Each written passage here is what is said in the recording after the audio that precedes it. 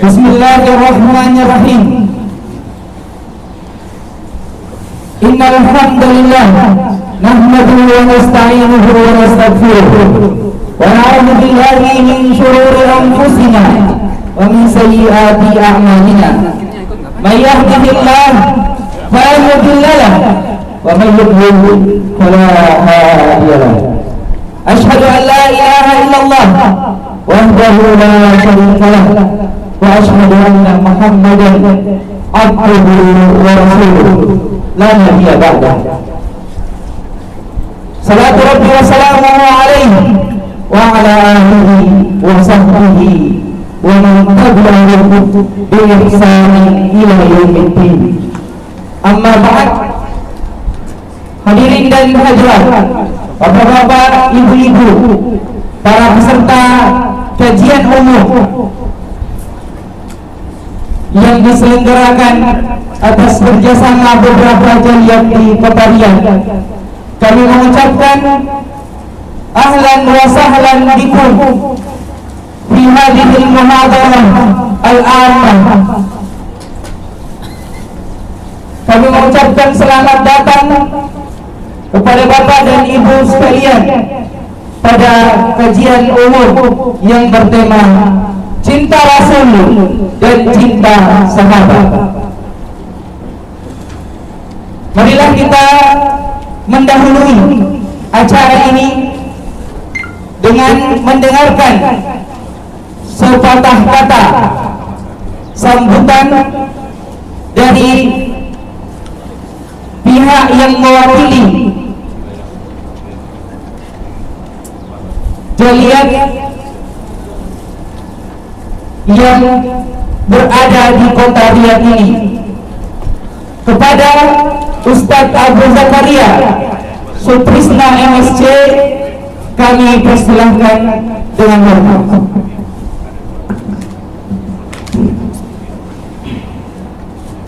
Assalamualaikum warahmatullahi wabarakatuh. Alhamdulillah, wassalatu wassalamu ala rasulillah. Allahumma alimna ma yanfa'una wanfa'na bima 'allamtana wa zidna ilman wa salahan ya rabbal alamin. Alhamdulillah, segala puji bagi Allah yang mana pada hari ini, pada cuaca yang begitu dingin ya, alhamdulillah kita bisa bertemu dalam materi yang sangat bagus ini, yaitu acara kajian umum bertemakan cinta Rasul dan cinta sahabat. Saya mewakili tim panitia dan juga asatidz yang ada di Riyadh mengucapkan ahlan wa sahlan, selamat datang pada bapak-bapak, ibu-ibu semuanya pada acara ini. Sedikit sebenarnya ide awal acara ini sebenarnya bermula dari diskusi ringan beberapa asatidz di Riyadh yang mengelola jaliat, bagaimana kalau kita membuat sebuah acara bersama. Dan alhamdulillah ada tanggapan yang positif, dan dengan izin Allah hari ini kita bisa melaksanakan acara ini. Tujuannya yang pertama, acara ini memiliki dua tujuan utama. Yang pertama untuk mempererat ukhuwah di antara warga Indonesia yang di Riyadh, khususnya jamaah Masjid Ta'lim yang ada di Riyadh.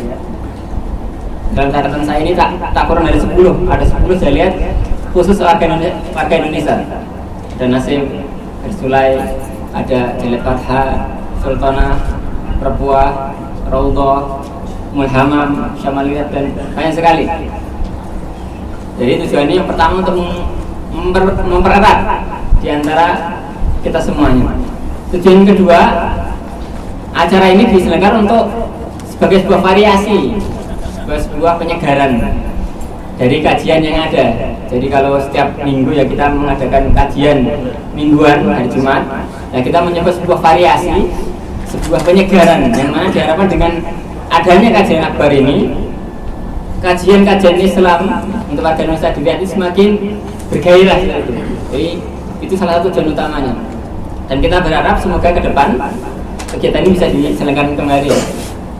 Mungkin setengah tahun sekali atau setahun sekali kita asatidz pengurus jaliat dan juga pengurus jaliat di Kota Riyadh ini bekerja sama menjalankan acara yang serupa dengan ini. Tema hari ini yaitu tentang cinta sahabat, cinta Rasul dan cinta sahabat. Saya kira temanya sudah sangat familiar, tetapi mungkin di antara kita ini, sebagian kaum muslimin di antara kita tentu ya semuanya mencintai Rasul, mencintai para sahabat, tapi mungkin belum terlalu mendalami hakikat cinta itu harusnya seperti apa. Jadi kita angkat tema yang sangat krusial ini, khususnya untuk tema sahabat juga. Akhir-akhir ini ya kita sering mendengar dari orang Syiah yang suka mencela para sahabat, bahkan sebagian dari mereka atau bahkan semuanya dari mereka itu mengkafirkan para sahabat. Padahal kita tahu para sahabat memiliki kedudukan yang sangat agung dalam syariat Islam. Insya Allah akan nanti dipaparkan oleh pemateri kita.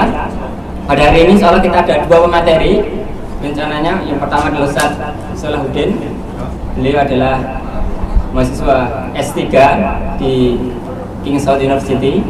Dan yang kedua rencananya adalah Ustaz Nuzul Zikri, mahasiswa S2 atau diplom Ali ya di Jamiah Islam, Jabatul Imam, tetapi beliau berhalangan karena ada halangan sangat urgent sehingga diganti oleh Ustaz kita, Ustaz Komisias MA. Beliau adalah mahasiswa S3 di Jabatul Imam juga. Jadi pertama kami sebagai panitia mohon maaf atas hal ini, dan juga nanti ke depan atau dalam acara ini ya ada kekurangan dan nilainya kami mohon maaf yang sebesar-besarnya. Terakhir saya ucapkan jazakumullah khairan katsiran kepada panitia semuanya yang telah bekerja keras ya untuk menjalankan acara ini.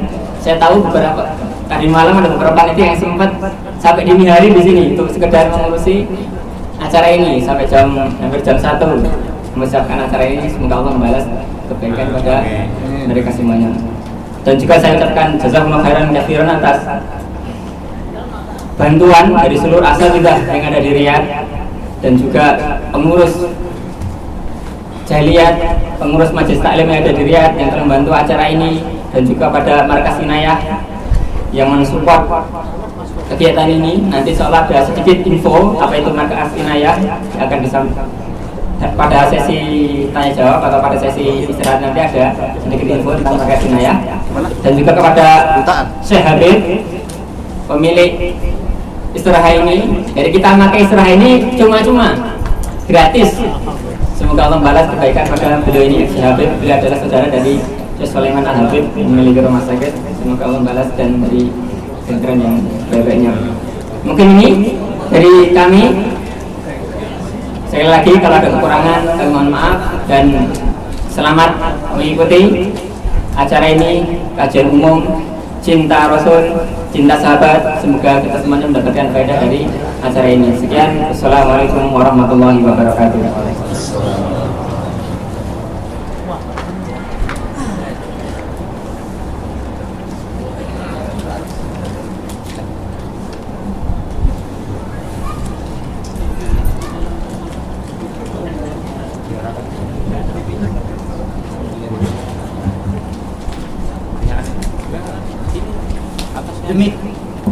Demikianlah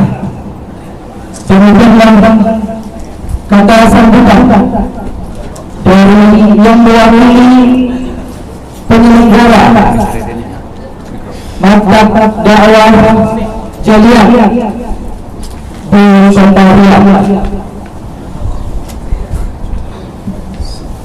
Kembali kami mengucapkan ahlan wa sahlan bikum fi majlis Muhammadiyah, mengucapkan selamat datang kepada para hadirin dan hadirat dalam kajian umum kita dengan tema cinta sahabat dan cinta Rasul. Karena materi yang pertama insya Allah akan menyampaikan materi cinta sahabat Nabi Sallallahu Alaihi Wasallam. Hadirin dan hadirat yang dimuliakan oleh Allah Subhanahu wa Ta'ala, suatu ketika Anas ibnu Malik radhiyallahu anhu bertanya kepada Nabi Sallallahu Alaihi Wasallam, "Ya Rasulullah, kapan hari kiamat?"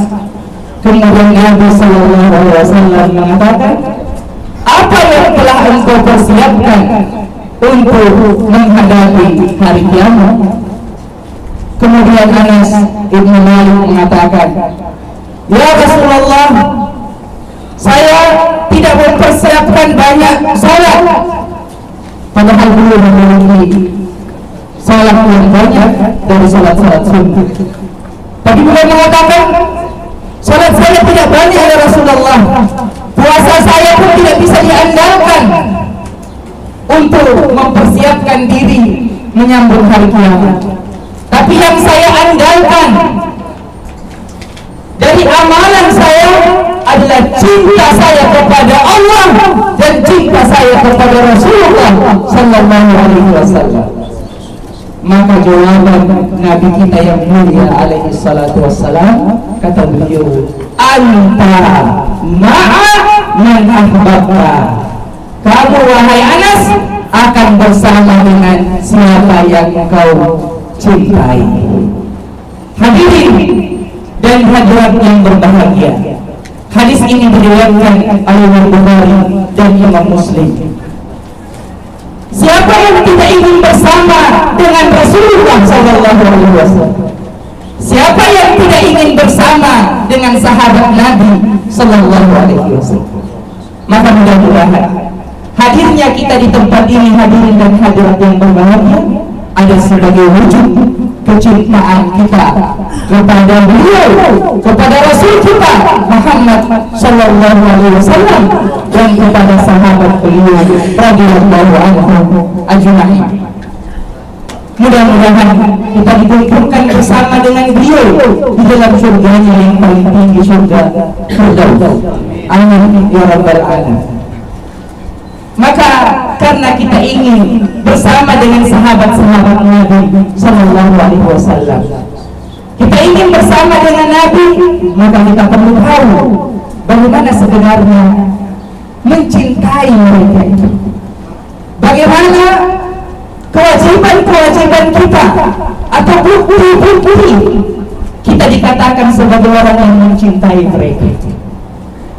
Mereka tentu kita telah tahu merupakan orang-orang yang telah dijamin masuk surga oleh Allah Subhanahu wa taala. Dalam surah At-Taubah ayat 100, "Ba'da'udzu billahi minasyaitonir rajim, was-sabiqunal awwalun minal muhajirin wal ansar walladzina tabauhum bi ihsan." Orang-orang yang terdahulu lagi pertama-tama masuk Islam dari kalangan muhajirin dan ansar, walladzina tabauhum bi ihsan, dan yang mengikuti mereka dengan baik, radhiyallahu anhum wa radu. Allah ridho kepada mereka dan mereka pun ridho kepada Allah Subhanahu wa taala.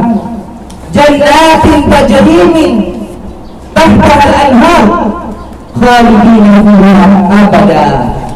Disiapkan bagi mereka, disiapkan bagi para sahabat Nabi dan yang mengikutinya, disiapkan bagi mereka apa?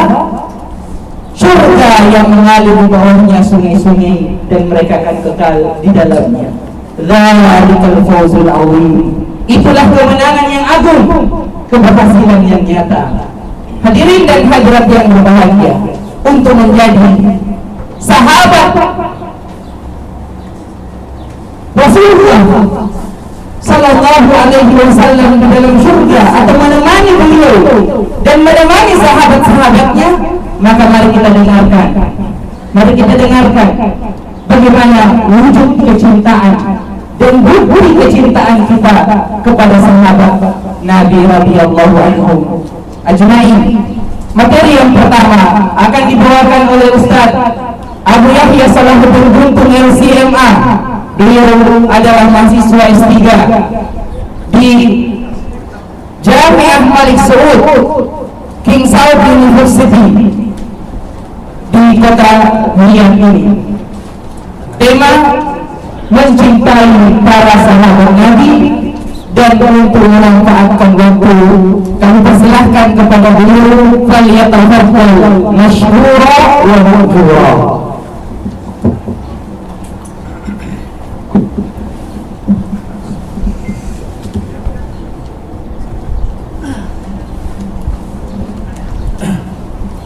Bismillahirrahmanirrahim.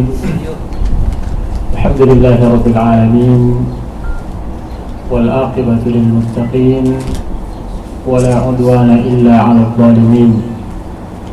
Asyhadu an la ilaha illallah wahdahu la syarika lah wa asyhadu anna Muhammadan 'abduhu wa rasuluh sallallahu alaihi wa ala alihi wa sahbihi wa man sara ala nahjihim wa iqtafa atharahum ila yaumiddin wa ba'd.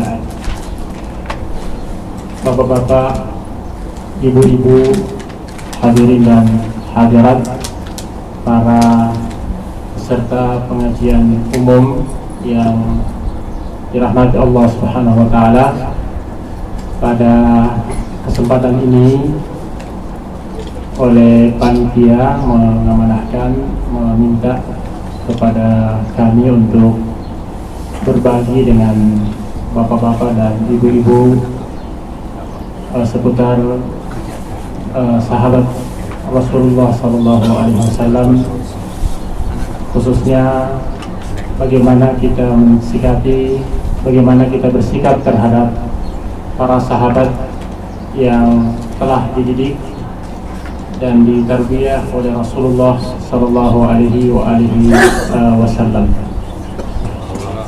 Pembahasan ini cukup panjang kalau ingin dikaji lebih detail, tetapi waktu tentu sangat terbatas. Oleh panitia dialokasikan untuk tema ini hanya sekitar 40-45 menit mungkin, sehingga kami akan mempres mungkin beberapa poin, hanya isyarat-isyarat umum saja, agar bisa kemudian kita mengambil beberapa sisi yang dipandang perlu untuk kita kaji bersama seputar pembahasan ini. Bapak-bapak dan ibu sekalian dimuliakan Allah Subhanahu wa taala, seperti yang diisyaratkan oleh moderator tadi bahwa pembahasan tentang sahabat Nabi ini termasuk pembahasan yang penting dan urgen untuk selalu dikaji dan dibahas kembali. Hal itu karena beberapa faktor. Di antaranya adalah yang pertama, banyaknya dari Al-Quran dan Sunnah Nabi SAW yang membicarakan tentang persoalan sahabat, membicarakan tentang sahabat-sahabat Nabi SAW. Bahkan kalau mau dihitung-hitung secara kuantitas, ya, ayat yang berbicara tentang sahabat Nabi itu lebih banyak ya jumlahnya dibandingkan dengan salah satu di antara rukun-rukun Islam. Ya, dari segi kuantitas tentu saja, walaupun tidak berarti bahwa pembahasan ini lebih utama dan lebih substansial dibandingkan dengan rukun-rukun Islam itu. Yang kedua, bahwa para sahabat adalah orang yang paling berjasa setelah Rasulullah SAW terhadap umat Islam ini. Jadi kalau bicara tentang siapa yang paling berjasa terhadap umat Islam setelah Rasulullah, maka para sahabatlah yang memiliki jasa yang terbesar. Mereka lah yang merupakan perantara antara diri kita dengan Rasulullah SAW. Tentu ada perantara sesudahnya untuk kita yang ada di zaman ini. Tetapi silsilah yang pertama yang menjadi penyampai sampainya risalah kepada kita setelah Rasulullah adalah para sahabat itu. Kemudian sisi lain bahwa akhir-akhir ini fenomena mendiskreditkan dan melecehkan para sahabat semakin banyak tumbuh di tengah masyarakat dan dengan berbagai cara ataupun sarana media di dalam melecehkan dan mendiskreditkan para sahabat tersebut, sehingga sangat perlu bagi kita untuk menyikapi persoalan ini dengan berangkat dari sebuah persepsi dan pemahaman tentang para sahabat tersebut. Tentu pembicaraan tentang mencintai sahabat tidak lepas daripada cinta Nabi SAW. Karenanya panitia menggabungkan antara dua tema ini karena korelasi yang sangat erat antara keduanya. Bapak-bapak dan ibu sekalian dimuliakan Allah Subhanahu wa taala. Tentu wajar kalau kita bertanya, siapa sih sahabat itu? Apakah semua orang yang hidup di masa Nabi dikategorikan sebagai sahabat? Atau hanya kelompok tertentu saja, orang-orang tertentu saja yang dapat dikategorikan sebagai para sahabat? Persoalan ini Bapak Ibu sekalian adalah persoalan yang tidak luput dari kajian dan bahasan para ulama. Para ulama yang membahas tentang sunnah-sunnah Nabi, hadis-hadis Nabi, hal yang pertama yang mereka takrir adalah tentang sahabat. Siapa sih para sahabat itu? Para sahabat didefinisikan oleh para ulama kita bahwa sahabat itu adalah orang yang pernah bertemu dengan Nabi SAW dalam keadaan beriman kepadanya, lalu wafat dalam keadaan muslim. Ini singkat definisinya, tapi cukup padat. Ya, man laqiyan Nabi SAW mu'minan bihi wa mata 'ala al-Islam. Man laqiyan Nabi sallallahu alaihi wasallam, siapa yang pernah berjumpa dengan Nabi sallallahu alaihi wasallam. Syarat pertama adalah bertemu dengan Nabi. Baik pertemuannya lama atau singkat, atau bahkan mungkin hanya sejenak, pernah bertemu dengan Nabi, melihat Nabi sallallahu alaihi wasallam secara langsung dengan mata kepala, atau tidak melihatnya dengan mata kepala karena terhalang adanya udzur, cacat misalkan matanya buta dan seterusnya, tetap dikategorikan sebagai orang yang memenuhi kriteria ini kalau dia berjumpa dengan Nabi SAW. Jadi siapa saja yang bertemu dengan Nabi, ini syarat pertamanya. Lama atau singkat, ya, itu dikategorikan sebagai sahabat. Tentu dengan syarat-syarat yang lain. Yang kedua adalah pada saat dia bertemu, dia beriman kepada Nabi SAW, atau sudah beriman kepada Nabi, atau beriman di saat itu kepada Nabi SAW. Itu artinya bahwa orang yang berjumpa dengan Nabi tetapi pada saat dia berjumpa tidak beriman kepadanya, ya, walaupun setelah itu, setelah Nabi wafat, dia beriman, masuk Islam setelah wafatnya Rasulullah, tidak dikategorikan sebagai sahabat. Karena pada saat dia bertemu, dia belum beriman kepadanya, atau tidak beriman kepadanya. Karenanya orang-orang yang bertemu di zaman Nabi tidak beriman kepadanya, termasuk paman beliau yang cukup kencang membela Rasulullah, Abu Thalib, tidak dikategorikan sebagai sahabat karena tidak beriman kepada Nabi sebagai Nabi SAW, atau tidak mengucapkan syahadat bahwa beliau adalah hamba dan utusan Allah Subhanahu wa taala. Baik. Mu'minan bihi, jadi dia beriman kepada Nabi. Itu berarti bahwa orang yang beriman tetapi imannya bukan kepada Rasulullah di zaman itu, ya, tidak dikategorikan sebagai sahabat. Mungkin ada orang-orang yang di masa itu dia masih mengikuti syariat Nabi sebelum Rasulullah, Nabi Isa misalkan. Ketika Nabi datang bertemu dengan Nabi, belum masuk Islam, tetapi dia percaya kepada nabi-nabi sebelum Rasulullah. Ini tidak dikategorikan sebagai sahabat. Berikutnya adalah wa mata 'alal Islam, dia wafat dalam keadaan Islam. Itu artinya bahwa Kalau syarat pertama, syarat kedua sudah terpenuhi, tapi syarat ketiga tidak terpenuhi, dia pernah berjumpa dengan Nabi. Pada saat dia berjumpa dengan Nabi, dia muslim, mukmin. Tetapi sepeninggal Nabi atau setelah itu dia murtad dan mati dalam keadaan murtad, ini tidak dikategorikan sebagai sahabat karena tidak memenuhi syarat ketiga, mata alal Islam. Sebaliknya, dia bertemu Nabi, lalu kemudian beriman kepadanya, ya, atau beriman kepada Nabi saat bertemu, lalu kemudian murtad. Tetapi setelah itu dia masuk Islam kembali, lalu hidup, kemudian wafat dalam keadaan Islam walaupun sudah pernah murtad sebelumnya. Ini tetap dikategorikan sebagai sahabat karena syarat-syarat yang disebutkan tadi, 3 persyaratan utama: bertemu Nabi, beriman kepadanya di saat bertemu, kemudian mata alal Islam, mati dalam keadaan Islam terpenuhi, maka dikategorikan sebagai sahabat. Bapak dan Ibu sekalian dimuliakan Allah Subhanahu wa taala. Pada poin yang pertama tadi dikatakan man laqiyan Nabi sallallahu alaihi wasallam. Jadi semua yang bertemu dengan Nabi, baik yang merupakan kerabat Rasulullah, keluarga Rasulullah, ataupun yang non kerabat Rasulullah, itu dikategorikan sebagai sahabat dalam sisi ini.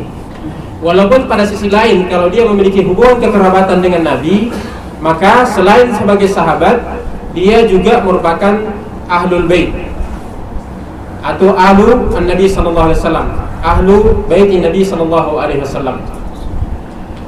Termasuk dalam kategori ini, pada sisi ini, istri-istri Nabi sallallahu alaihi wasallam yang dikenal sebagai ummahatul mukminin, ini dalam kajian ini, dalam sisi ini dihitung sebagai sahabat. Walaupun ummahatul mukminin memiliki keistimewaan yang lain, sebagaimana ahlul bait pada sisi ini memiliki keistimewaan yang lain lebih daripada sahabat yang tidak memiliki hubungan kekerabatan dengan Rasulullah SAW.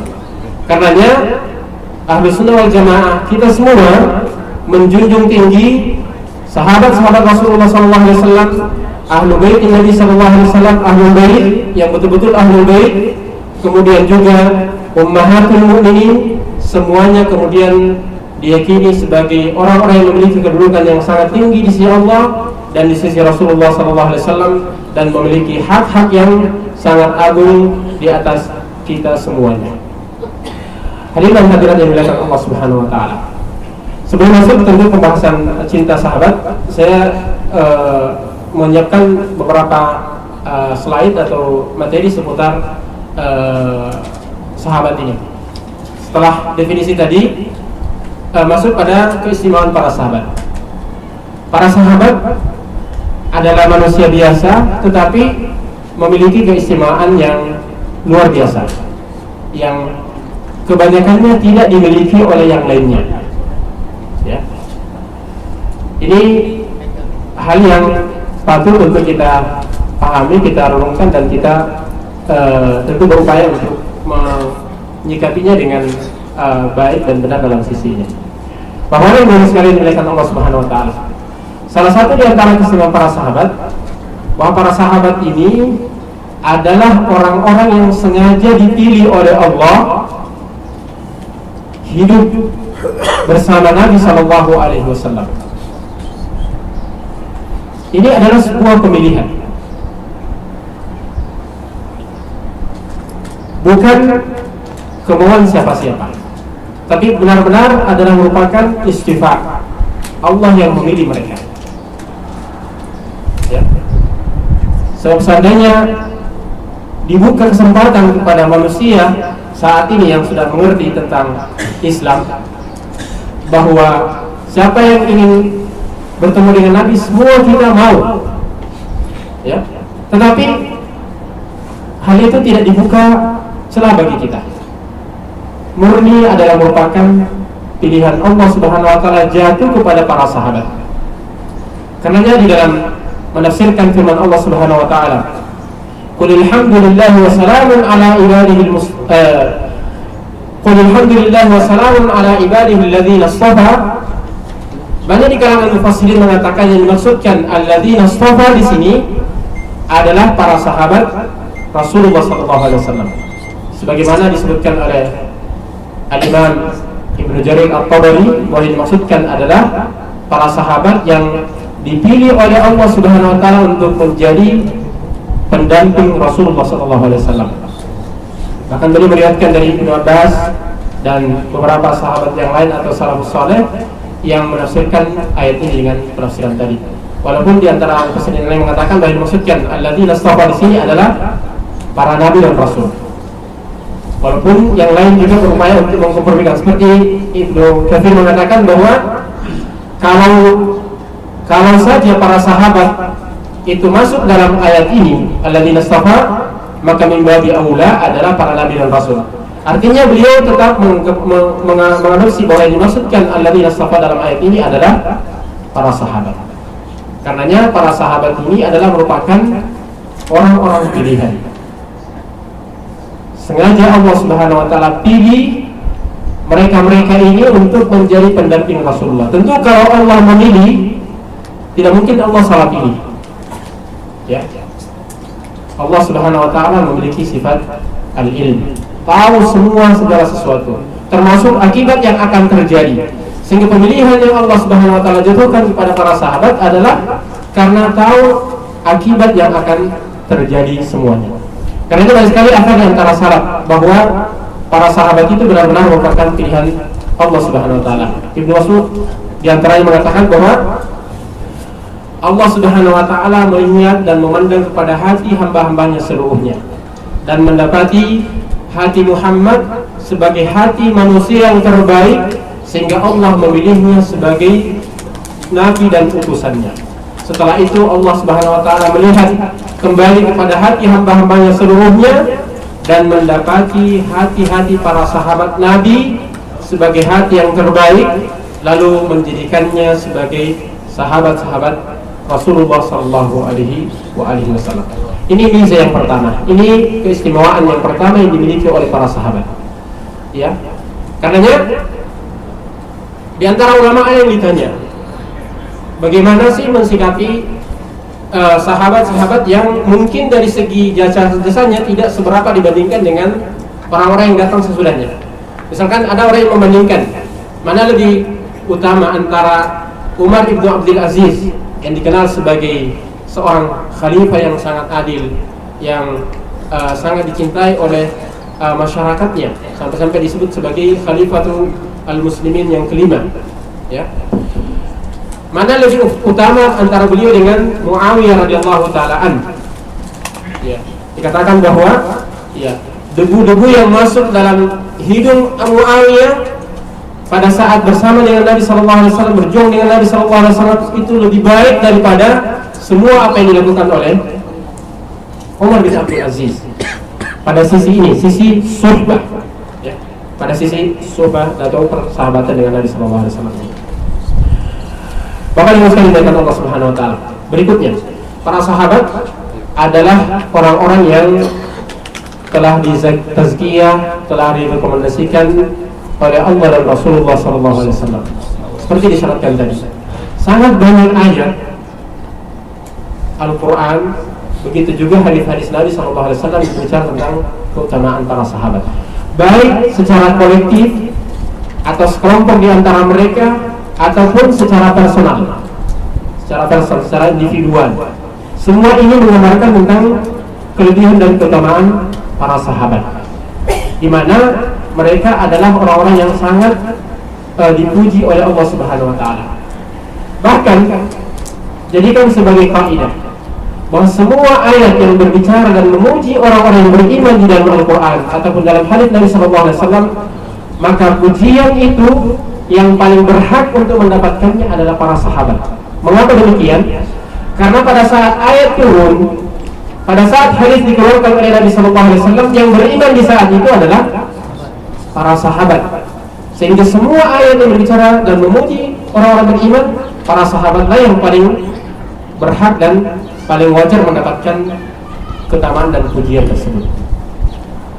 Hadirin yang dimuliakan Allah Subhanahu wa taala, mungkin dalam slide itu disebutkan beberapa ayat, saya hanya mencuplik beberapa saja yang saya pandang perlu di-stretching sebagai bukti. Misalkan ayat yang dibacakan oleh Ustaz Ardian tadi, wasabiqunal awwalun dan seterusnya.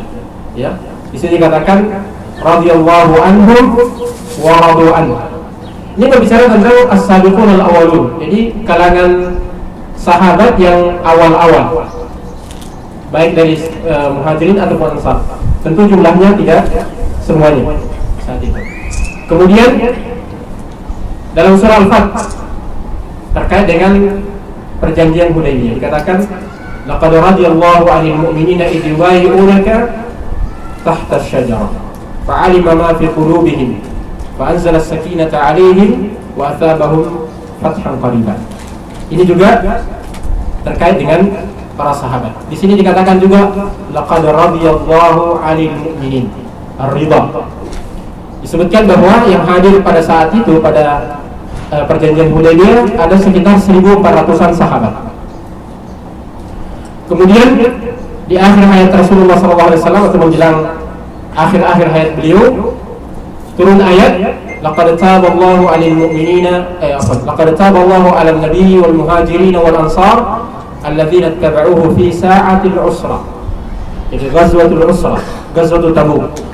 Ghazwatul Tabuk ini dihadiri oleh puluhan ribu sahabat. Ya, beberapa riwayat mengatakan, ada yang mengatakan hampir 40.000 sahabat yang hadir waktu itu. Di mana ayat ini adalah memuji sahabat-sahabat yang hadir pada saat itu di Ghazwatul Usra atau Ghazwatul Tabuk, perang Tabuk.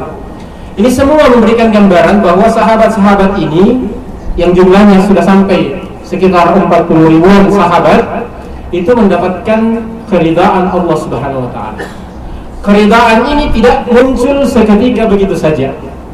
Sifatul ridha yang dimiliki oleh Allah adalah sifat yang qadimah. Sifat yang Allah Subhanahu wa taala miliki sejak Allah ada. Sejak azali. Di mana sifat ridha ini tidak diberikan kecuali orang-orang yang berhak untuk diberi. Ridha yang diberikan oleh Allah didasarkan pada ilmunya Allah, bahwa Allah orang ini berhak untuk diridhai. Dan keridhaan Allah tidak mungkin diberikan kepada orang yang akhirnya wafat dalam keadaan berkhianat kepada Allah dan Rasulnya, atau kemudian tidak berhak untuk diberikan sifat ini. Ini diantara keutamaan sahabat. Ya, kalau di tafsir lebih jauh di sini dikatakan tentang beberapa diantaranya dijamin masuk surga, ditazkiyah keimanannya, ya, walladzina tadi laqad radiyallahu 'anil mu'minin. Jadi sudah disifati bahwa mereka itu adalah orang-orang yang beriman. Ya. Ayat yang lain misalkan dalam surah Al-Fath, Muhammadur Rasulullah walladzina ma'ahu asyidda'u 'alal kuffari rahama'u bainahum tarahum ruk'an sujjadan yabtaguna fadlan minallahi wa ridwana simahum fi wujuhihim min atharis sujud ila akhir ayat. Di sini beberapa sifat karakter yang dipuji oleh Allah Subhanahu wa taala dari yang dimiliki oleh para sahabat. Di sini dikatakan walladzina ma'ahu. Walaupun bisa saja ayat ini berlaku umum untuk semua kaum muslimin. Tetapi yang pasti bahwa pada saat ayat ini turun, alladzina ma'an Nabi sallallahu alaihi wasallam humus sahabat. Pada saat ayat ini turun, yang ada menyertai Rasulullah adalah para sahabat, sehingga mereka lah yang pertama-tama masuk dalam dalam kandungan ayat ini. Walladzina ma'ahu. Lalu disebutkan beberapa sifatnya. Asyidda'u 'alal kuffar. Karakter yang pertama terhadap orang-orang kafir, tentu dengan tingkatannya masing-masing, disikapi dengan sikap yang disebutkan asyidda, tegas. Ya, tentu ketegasan yang memiliki dasar. Ya. Jadi terhadap non-muslim yang dimaksudkan di sini adalah muharibin, secara khusus mereka tegas dan tidak kompromi. Ya. Ruhama'u bainahum, tetapi sesama muslim, sesama mukmin, sesama orang-orang Islam, mereka saling kasih sayang, saling tolong menolong, saling membantu. tidak seperti sebahagian orang hari ini terhadap sesama muslim, terhadap sesama mukmin. Ya justru kemudian menyikapinya seperti menyikapi musuh-musuh Allah Subhanahu wa taala. Sayangnya lebih parah lagi kalau sesama duat, sesama aktivis dan seterusnya. Ini tentu jauh dari sifat yang dipuji oleh Allah dari sifat para sahabat ini. Tarahum ruk'an sujud dan seterusnya. Bapak Ibu sekalian dimuliakan Allah Subhanahu wa taala. Ayat-ayat berbicara tentang ini sangat banyak. Apa yang disebutkan tadi hanya sekedar contoh saja bahwa para sahabat adalah orang-orang yang telah mendapatkan banyak pujian, tazkiyah, rekomendasi dari Allah Subhanahu wa taala. Begitu juga dari Nabi sallallahu alaihi wasallam. Nabilah yang kemudian mendidik mereka. Nabilah yang mengajari mereka. Nabilah yang kemudian mengasuh mereka. Ya. Sehingga wajar kalau Nabi sallallahu alaihi wasallam mentazkiyahnya karena Nabi tahu betul tentang karakter mereka. Nabi sallallahu alaihi wasallam mengatakan khairun nasi qarni, thumma alladziina yalunahum, thumma alladziina yalunahum. Sebaik-baik manusia adalah generasiku. Maksudnya adalah para sahabat, kemudian generasi sesudahnya, lalu generasi sesudahnya. Tentu Nabi sallallahu alaihi wasallam memberikan pujian ini, rekomendasi seperti ini karena Nabi tahu betul tentang mereka-mereka itu. Mereka hidup bersama dengan Nabi, menyertai Nabi sallallahu alaihi wasallam dalam berbagai keadaan, sehingga wajar. Kita saja, mungkin diantara kita profesinya sebagai seorang guru, sebagai dosen, dan seterusnya, tahu betul tentang murid-muridnya, mahasiswanya. Padahal mungkin waktunya hanya beberapa waktu saja. Dalam sehari tidak lebih dari 6 jam, 7 jam. Ya. Para sahabat hidup dengan Nabi Sallallahu Alaihi Wasallam terpisah pada saat Nabi Sallallahu Alaihi Wasallam masuk ke biliknya, masuk ke kamarnya. Selebihnya lebih banyak berinteraksi dengan Rasulullah Sallallahu Alaihi Wasallam. Hadis-hadis ini juga banyak, mungkin di slide ada disebutkan 2 atau lebih hadis tentang sahabat ini. Hadis yang dimuliakan Allah Subhanahu Wa Taala. Keistimewaan yang lain yang dimiliki oleh sahabat selain yang 2 tadi, bahwa para sahabat adalah orang-orang yang paling tinggi ilmunya, paling mendalam pemahamannya terhadap agama ini. Karena para sahabat langsung dididik oleh Rasulullah SAW. Tahu betul tentang sejarah turunnya ayat, di mana diturunkan, dalam kasus apa ayat itu turun, ayat itu berbicara tentang apa, sahabat tahu. Dan metode yang digunakan oleh Nabi SAW juga di dalam mendidik para sahabat beda dengan metode yang ada kemudian atau berkembang kemudian hari. Kalau dahulu Nabi SAW mendidik para sahabat, setiap ayat turun itu dibacakan kepada para sahabat. Hal-hal yang dipandang kurang jelas dijelaskan oleh Nabi SAW atau sahabat bertanya kepada Nabi sehingga tahu betul kandungan daripada ayat itu. Lalu setelah itu apa yang harus disikapi, kemudian Nabi para sahabat sikapi. Jika hal itu menuntut untuk diamalkan, diamalkan. Jika hal itu menuntut untuk ditinggalkan, mereka tinggalkan. Sehingga mereka menggabungkan antara pemahaman dan pengamalan. Ini keistimewaan yang mereka miliki. Selain itu, para sahabat adalah orang-orang yang sangat paham dan mengerti bahasa Al-Quran. Ya, di saat itu para sahabat, bahasa di saat itu masih murni, belum banyak terkontaminasi dengan dialek dan bahasa yang ajam.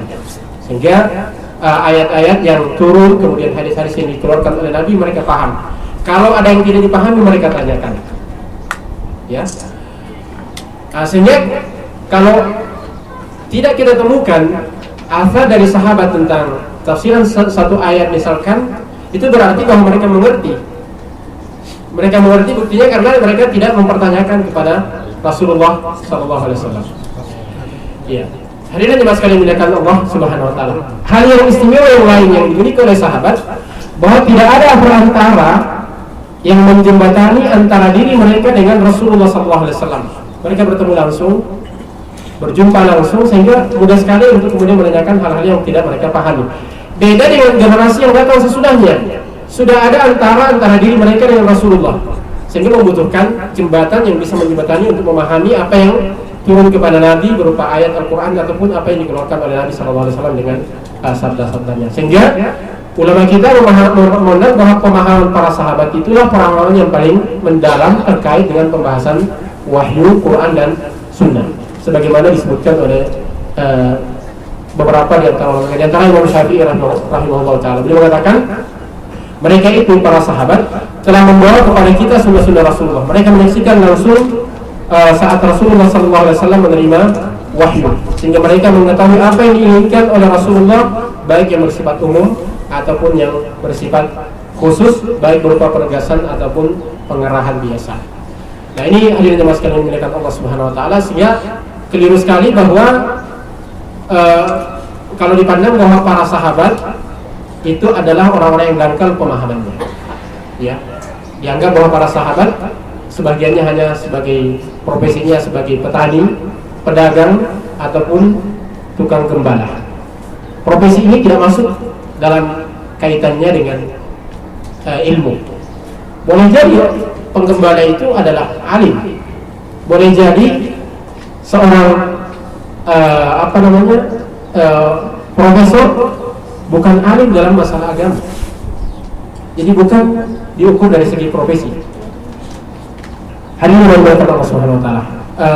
Berikutnya mungkin yang terakhir yang disyaratkan kaitannya dengan kisah para sahabat. Para sahabat adalah orang yang paling berjasa, sekali lagi paling berjasa terhadap umat Islam ini setelah Rasulullah SAW. Seperti yang digambarkan tadi, ya.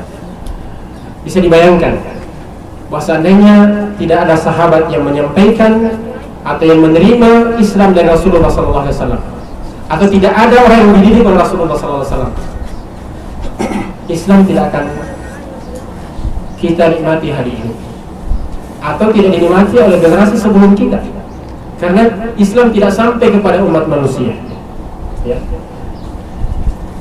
Makanya peran mereka sangat strategis, sangat strategis.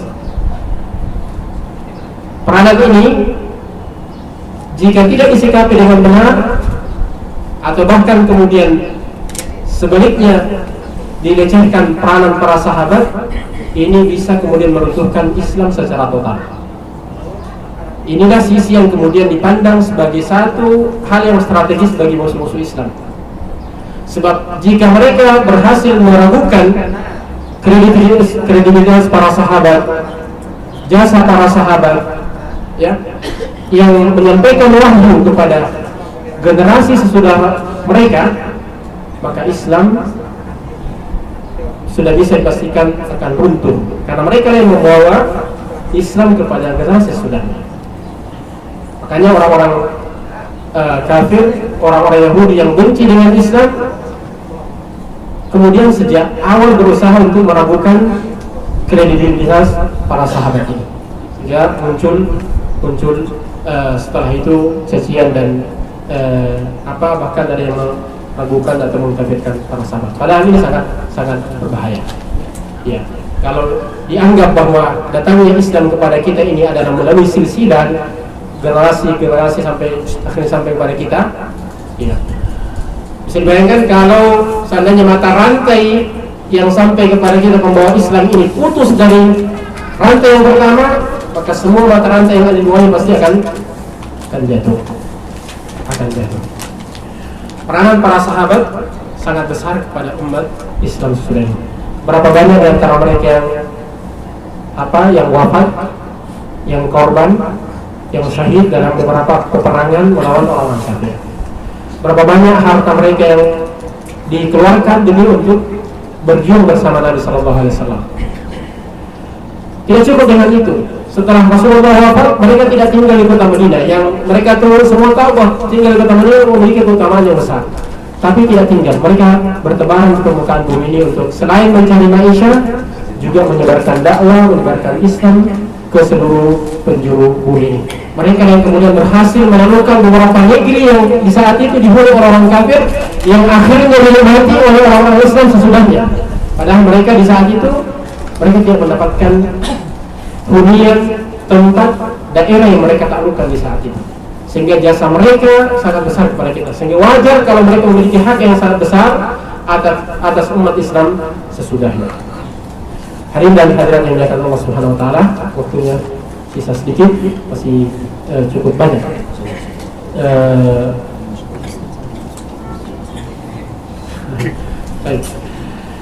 Baik, ikhwan dan akhwat yang dimuliakan Allah Subhanahu wa taala, berbicara tentang cinta terhadap sahabat. Mengapa para sahabat ini perlu dicintai? Ya. Kenapa dikhususkan cinta kepada sahabat? Bukankah kita ini diwajibkan untuk mencintai sesama mukmin secara umum? Ya. Betul bahwa kita wajib mencintai sesama mukmin. Ya. Tetapi karena keistimewaan yang dimiliki oleh para sahabat ini memiliki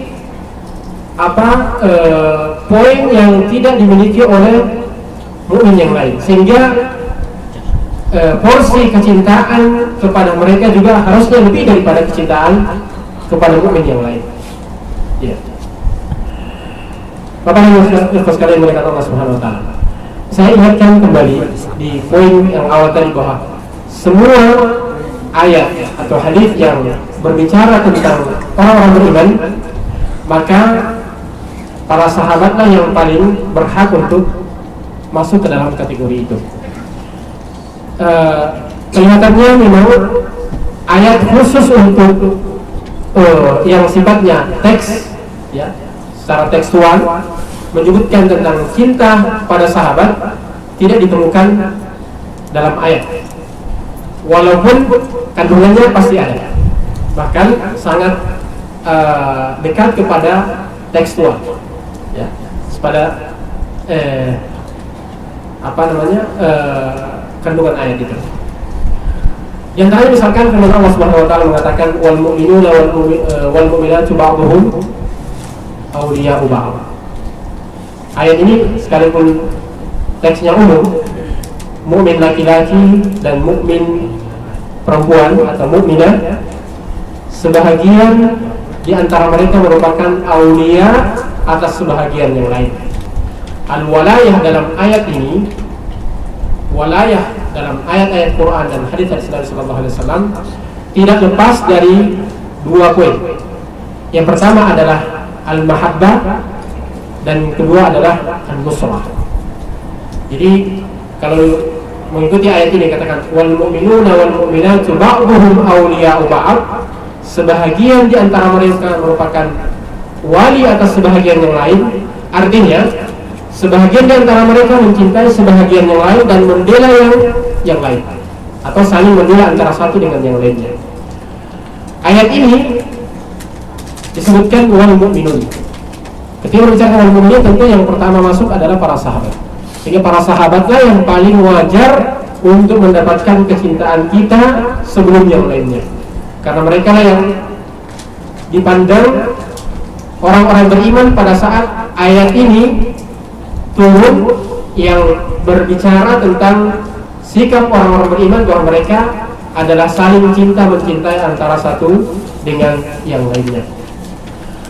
Al-mahabbah ini adalah asalnya adalah sikap hati, terkait dengan hati, tetapi memiliki mazahir yang wujud dalam bentuk aplikasi. Kaitannya dengan persoalan hati ini juga yang disyaratkan oleh Allah Subhanahu wa taala ketika orang-orang beriman itu dibagi menjadi 3 kelompok besar.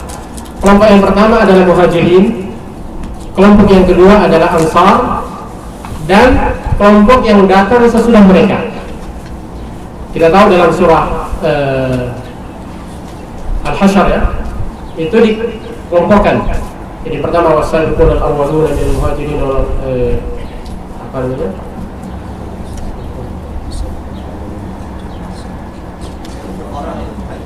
lil fuqara al-muhajirin, kata dengan al-faya lil fuqara al-muhajirin, ini terkait dengan muhajirin. Kemudian disebutkan tentang walladzina tabawwa'ud dara wal imana dan seterusnya. Ini adalah tentang ansar. Lalu yang ketiga yang tidak masuk muhajirin dan tidak ansar, sikapnya disebutkan oleh Allah. Walladzina ja'u min ba'dihim. Jadi orang yang tidak masuk kategori muhajirin dan tidak kategori ansar, katakan walladzina ja'u min ba'dihim yaquluna rabbana ighfir lana wa li ikhwanina alladhina sabaquna bil iman wa la taj'al fi qulubina ghillan lil ladzina amanu rabbana innaka ra'ufur rahim.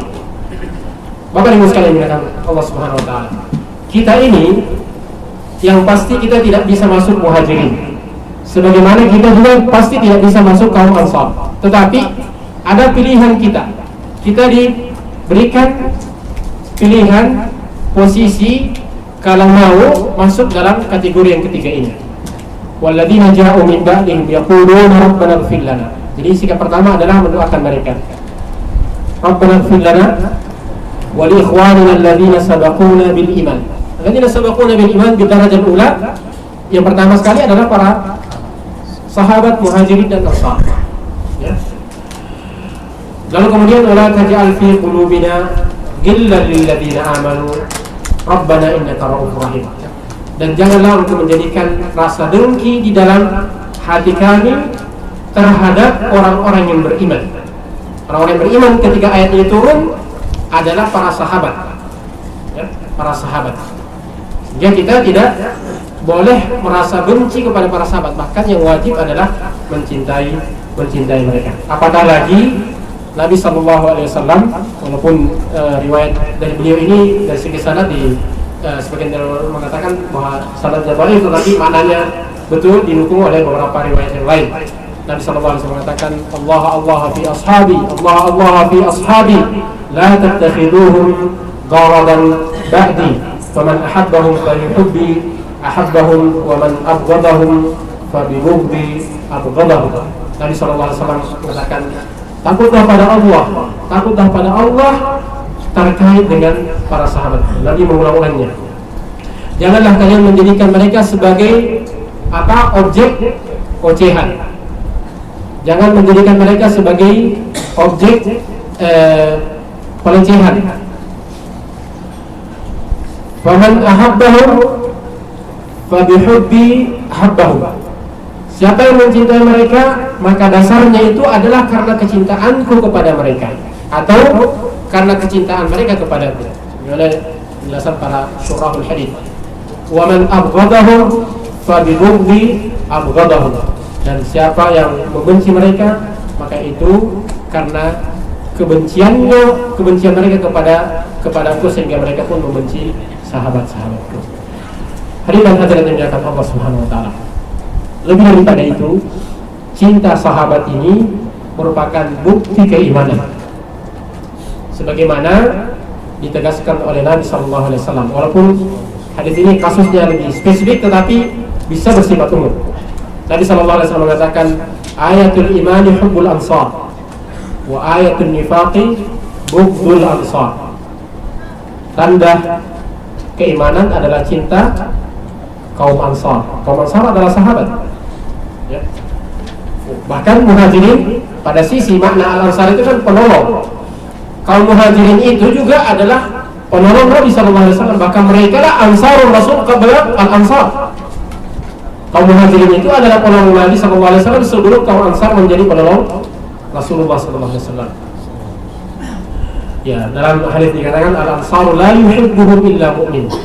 Kaum ansar itu tidak dicintai kecuali orang yang beriman saja, dan tidak membencinya kecuali orang-orang munafik. Ya, tentu sisi lain kalau bicara tentang cinta para sahabat, ini juga bagian dari konsekuensi la ilaha illallah. La ilaha illallah itu salah satu syaratnya adalah mencintai kalimat la ilaha illallah, mencintai orang-orang yang mengucapkan la ilaha illallah dan komitmen dengannya. Tentu para sahabat di sini adalah orang yang paling pertama komitmen dengan la ilaha illallah, sehingga berhak untuk dicintai dalam sisi. Ya. Secara fitrah juga, ya, fitrah manusia itu senang, suka, cinta kepada orang yang berjasa padanya. Kalau betul-betul jasanya tulus, ya, kita senang pada orang yang berjasa pada kita. Nah, kalau berbicara tentang jasa para sahabat, luar biasa seperti yang disebutkan tadi. Baik, Bapak dan Ibu sekalian yang Allah Subhanahu wa taala, bagaimana cara mencintai sahabat Nabi sallallahu alaihi wasallam? Yang pertama adalah kita harus mengosongkan jiwa kita, hati kita dari sedikit pun rasa dengki, rasa benci, hasad, tidak senang kepada para sahabat. Ya, kalau kita ingin aplikasikan cinta kita kepada mereka-mereka, yang pertama kali kosongkan jiwa kita dari sedikit pun di antara rasa benci, dengki, hasad dan penyakit hati lainnya kepada para sahabat. Dan ini adalah syarat untuk dikategorikan oleh Allah masuk ke dalam kelompok ketiga dari kelompok kaum mukminin. Ya, wala taj'al fi qulubina illa lil ladzina amanu rabbana innaka ra'ufur rahim. Ini yang pertama, Bapak dan Ibu sekalian yang dimuliakan Allah Subhanahu wa taala. Yang kedua adalah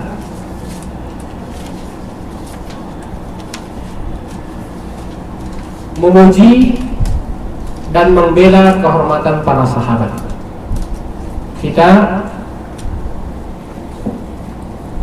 kalau merasa cinta kepada para sahabat, maka salah satu bukti cinta kita adalah memuji-muji mereka.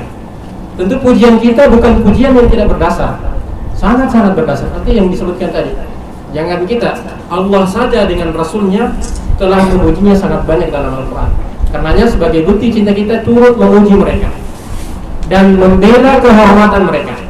Tidak membiarkan sahabat dicaci, tidak membiarkan sahabat dijelek-jelekkan, tidak membiarkan sahabat diruntuhkan kehormatan dan keagungannya.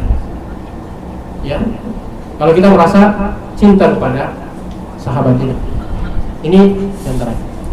Kemudian bukti cinta kita yang lain adalah turut mendoakan mereka dan memohonkan ampun untuk mereka.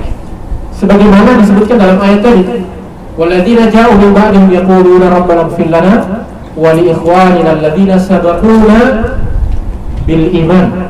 Ini adalah doa. Di antaranya doa memohon ampun. Minimal ketika menyebutkan namanya at-taraddi anhum, radhiyallahu anhum. Ya minimal itu. Jadi mendoakan mereka, memuji mereka dan memohonkan ampun bagi mereka. Berikutnya adalah melarang, ya, mencaci dan mendiskreditkan para sahabat. Ini tentu kaitannya dengan pembelaan tadi.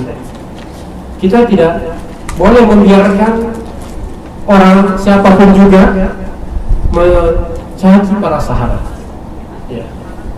Jangan hal itu. Anak kita, putra putri kita, ketika ada yang caci padahal caciannya tidak benar, kita mau membelanya. Kita bahkan mau mati untuk membela anak kita, istri kita, keluarga kita. Hak mereka ini lebih daripada hak anak-anak kita dalam sisi ini. Lebih berhak untuk dibela karena ini terkait dengan masalah din, terkait dengan masalah akidah. Karena kalau mereka diruntuhkan, dijatuhkan, maka akidah kita bisa runtuh seluruhnya. Anak kita, istri kita, kalau ada yang melecehkan, mungkin tidak ada kaitannya dengan persoalan akidah dan persoalan keislaman kita. Beda dengan para sahabat. Berikutnya adalah meyakini, di antara bukti cinta kita kepada para sahabat, meyakini bahwa mereka adalah udul. Ya. Udul artinya adalah orang-orang yang sangat tinggi nilai ketakwaannya kepada Allah dan kepada Rasulullah. Orang yang paling baik sikap keagamaannya, orang yang paling taat pada Allah dan pada Rasulullah SAW. Ini bagian daripada keyakinan kita bahwa para sahabat adalah orang yang udul. Ya, tentu dalam periwayatan hadis salah satu syarat diterimanya periwayatannya adalah yang meriwayatkan adalah orang yang al-adl. Al-adl bukan berarti bahwa yang maksudkan adil dalam memutuskan perkara. Lebih daripada itu, lebih luas daripada itu maksudnya dalam hadis. Kemudian berikutnya adalah bukti cinta kita kepada para sahabat, memposisikan mereka sesuai dengan tingkatan keutamaan mereka dalam Islam ini, sebagaimana diisyaratkan dalam beberapa ayat dan hadis Nabi SAW. Para sahabat, walaupun kita yakini bahwa para sahabat ini adalah generasi yang terbaik, ya, sebagaimana disebutkan dalam beberapa ayat, ya. Tetapi secara internal kelompok sahabat ini juga ada tingkatan-tingkatan mereka. Ya. Sikap kita adalah memposisikan para sahabat ini sesuai dengan posisi mereka yang mereka peroleh, ya, sebagaimana diisyaratkan ayat-ayat Quran dan hadis Nabi sallallahu alaihi wasallam.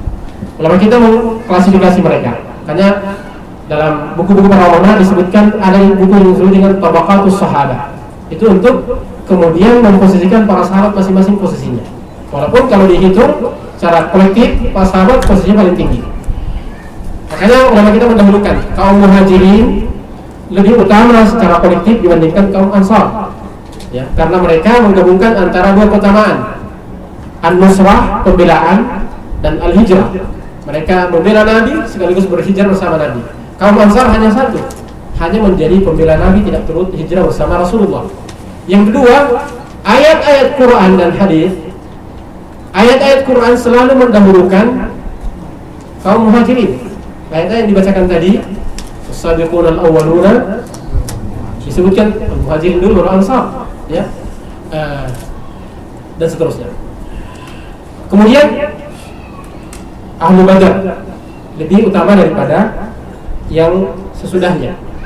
Orang-orang yang masuk Islam sebelum Fathu Makkah lebih utama dibandingkan orang yang masuk Islam sesudah Fathu Makkah. Orang-orang yang ikut Bai'atul Ridwan lebih utama dibandingkan yang masuk Islam setelah itu. Ya, setelah itu. Makanya Nabi Sallallahu Alaihi Wasallam ketika melihat ada fenomena atau clash, ya, dalam tanda petik antara Khalid bin Walid dengan Abdurrahman bin Auf. Abdurrahman bin Auf ini lebih dulu masuk Islam dibandingkan dengan Khalid. Ya, pada saat perang Uhud saja Khalid masih memimpin pasukan kufar. Ketika itu Nabi SAW telah menegaskan kepada beliau dan kepada kita semua, la tasubbu ashabi, ya, jangan engkau mencaci sahabatku. Ini walaupun umum, tapi dalam kasus ini lebih khusus kepada sahabat yang masuk Islam sebelum masuknya Khalid.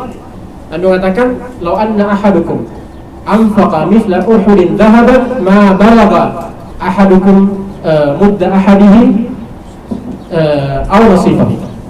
Nabi sallallahu alaihi mengatakan, seandainya salah seorang di antara kalian menginfakkan emas atau yang senilai emas dengan sebesar gunung Uhud, tidak akan sampai nilai amalan yang mereka lakukan walaupun hanya sebesar segenggam genggaman mereka ataupun setengah genggaman mereka. Syahidnya bahwa ini bertingkat. Yang dahulu masuk Islam tetap memiliki keutamaan dibandingkan yang berikutnya. Berikutnya, sebelum yang terakhir, meyakini dan memastikan sebagai penghuni syurga bagi sahabat-sahabat yang telah jelas dijamin masuk syurga. Ya. Ada sahabat-sahabat Nabi yang memang sudah ditausis, sudah ada nas mengatakan dia adalah masuk syurga. Adapun yang tidak disebutkan secara personal, maka kita berharap bahwa mereka masuk dalam ayat yang disebutkan secara umum tadi, yang disebutkan dalam surah Al-Fat tadi, ya, surah Taubah ayat 100, ya. Jadi salah satu sikap kita dalam kaitannya dengan cinta para sahabat adalah meyakini bahwa di antara mereka yang telah dijamin masuk surga. Di antaranya adalah al-asyaratul mubasysyirun bil jannah, dan secara umum adalah khulafaur rasyidun yang 4, lalu ditambah 6 sahabat yang lainnya. Yang terakhir, di antara bukti cinta kita kepada para sahabat adalah menahan diri, tidak latah ikut membicarakan dengan sikap yang buruk terhadap perselisihan yang pernah terjadi di antara para sahabat, ya. Jadi menahan diri dari perselisihan yang pernah terjadi di kalangan para sahabat, ya. Tentu alasannya sangat logis dan sangat kuat bahwa para sahabat ini ketika hal itu terjadi tidak ada yang yang bermaksud untuk sekedar bermusuhan ataupun peperangan, tetapi semuanya adalah karena hasil ijtihad masing-masing. Cukup panjang sebetulnya pembahasannya, tetapi intinya bahwa di antara sikap kita kepada para sahabat, kita menahan diri dari turut membicarakan perselisihan dengan cara yang tidak objektif dan tidak valid kaitannya dengan riwayat-riwayat yang membicarakan tentang perselisihan di kalangan para sahabat. Saya kira ini Bapak dan Ibu sekalian yang Allah Subhanahu wa taala kaitannya dengan para sahabat, bagaimana keutamaan mereka, hak mereka di atas kita, kewajiban kita cinta kepadanya, dan bagaimana kita mencintai mereka, di antaranya mengosongkan jiwa dari sifat-sifat dengki kepada mereka, membela, memuji mereka dan membela kehormatan mereka, tidak mendiskreditkannya, memohonkan ampun dan doa untuk mereka, dan mempersihkan mereka sesuai dengan tingkatan dan keutamaannya, memastikan yang sudah dipastikan masuk surga, dan menahan diri dari hal-hal yang berimplikasi buruk terhadap kredibilitas para sahabat. Semoga bermanfaat. Wassalamualaikum warahmatullahi wabarakatuh.